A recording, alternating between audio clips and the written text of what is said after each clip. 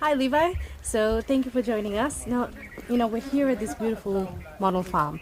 Can you tell me a little bit about this farmer, Prakash, and how he's a great example of sustainable farming, and his food forest is promoting the crops, beneficial crops for the future. Tell me a little bit about that. Okay, thank you. So Prakash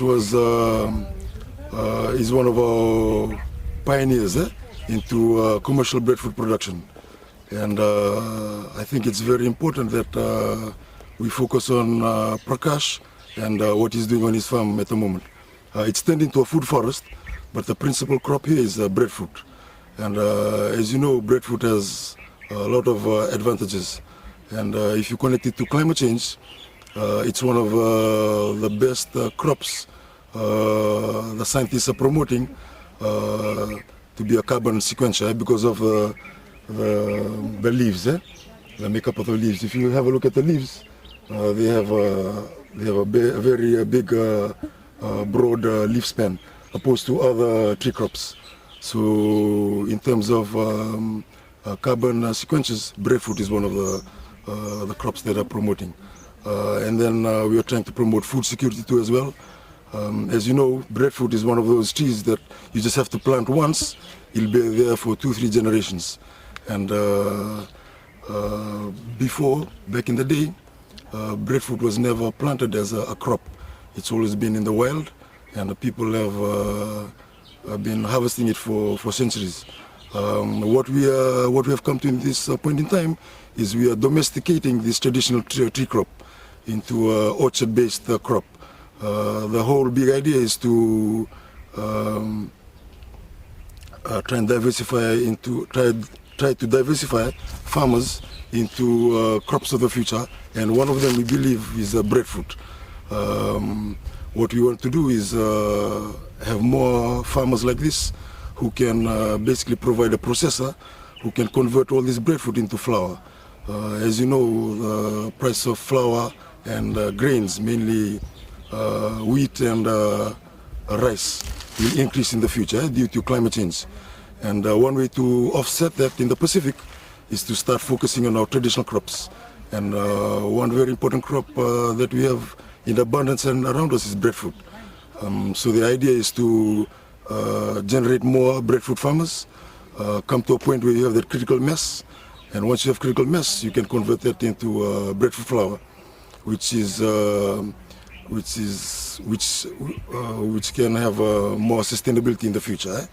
And I think if you focus a lot more on breadfruit and other traditional staple crops, we'll be in a much more better position in terms of food security in the future. So you have carbon sequences, you have food security, and it's also good income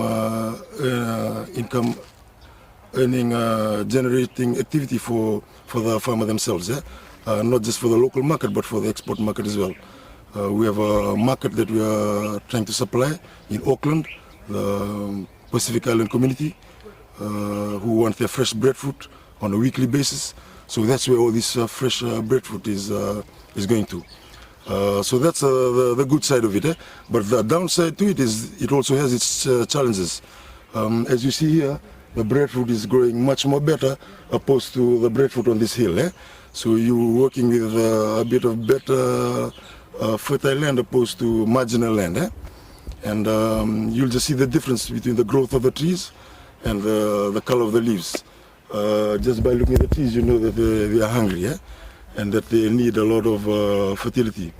So what I'm trying to say is, when you are converting this traditional crop from the wild, when you're trying to domesticate it, you'll have to invest in a lot of material as well. And that was one big issue when we were trying to promote this crop, the planting material.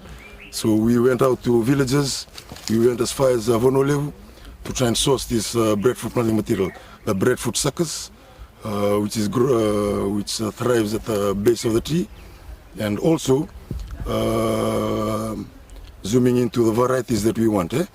So for export variety, we were looking at the Mbalekana variety and the Utondina.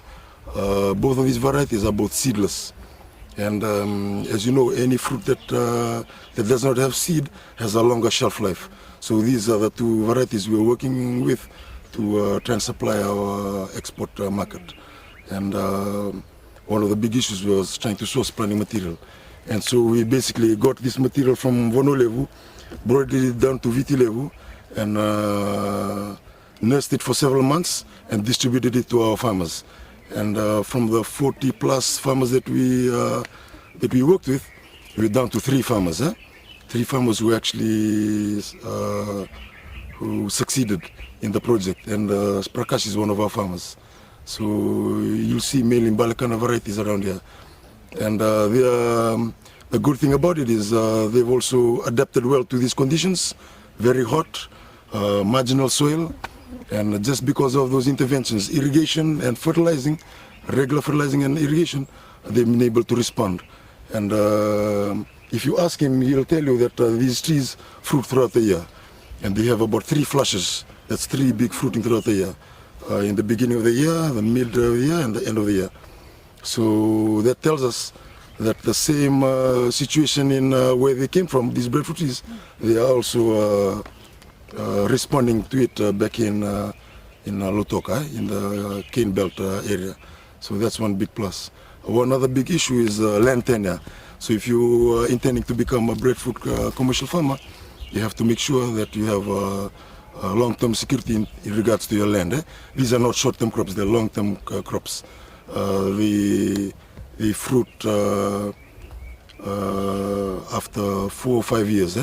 And you have to remember that in that 4 or 5 years, you're not earning any income from it. So you're basically investing in something that will fruit later on. But the spin-offs from that is we've encouraged the farmer to invest in intercropping, short-term crops, your vegetables and your medium-term crops. So this is to keep the cash flow going for a couple of years until your breadfruit production comes into play. So these are some things to think about. And it's not a crop by neglect where you just plant it and leave it, which is sort of the mindset around here. These crops will respond to fertilizing and will respond to irrigation.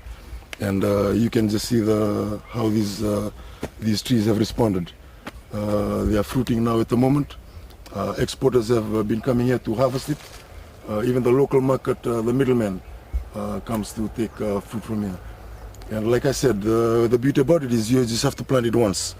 And so his son will be harvesting from here, his grandson, his grandchildren.